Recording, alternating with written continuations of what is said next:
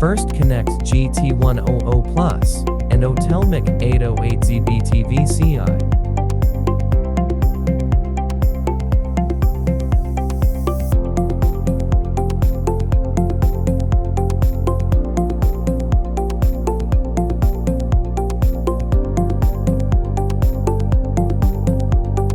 Then connect the ECU according to the wiring diagram.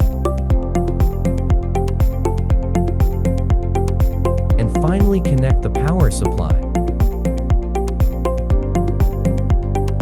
After the connection, automatic diagnosis begins.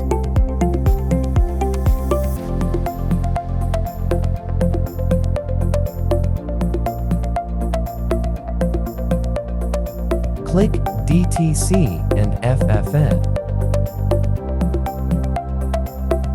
Click I am readiness.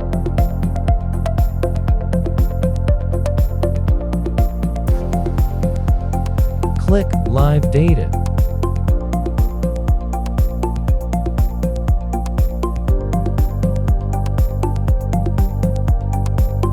Click vehicle information.